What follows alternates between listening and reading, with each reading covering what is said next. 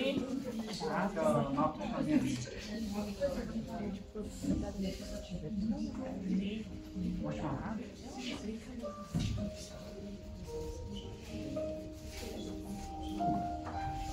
ще говорим за една будителка, която не е толкова позната.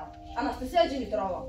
Тя е първата българска жена, открила девическо училище и е жена, която вярва, че и жените заслужават правото на знание. Според вас, какво ли би ни казала, ако беше сред нас сега?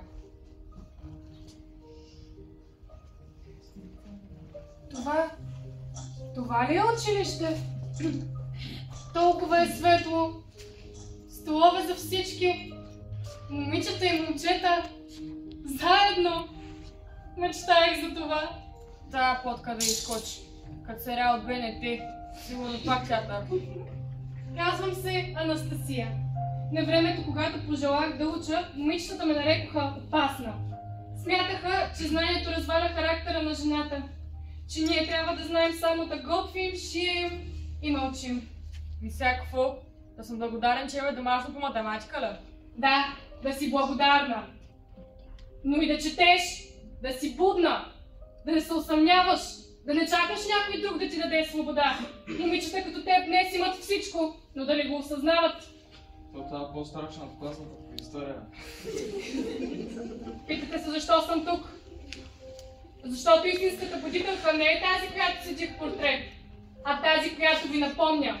Знанието е сила. И ние, жените, сме носители на тази сила.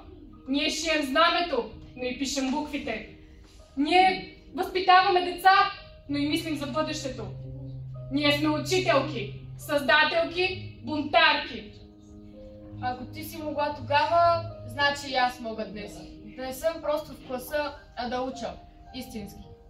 Точно така. Това е будителство, дете. Да разбереш, че имаш глас и да го използваш. Съзнание, не със злоба.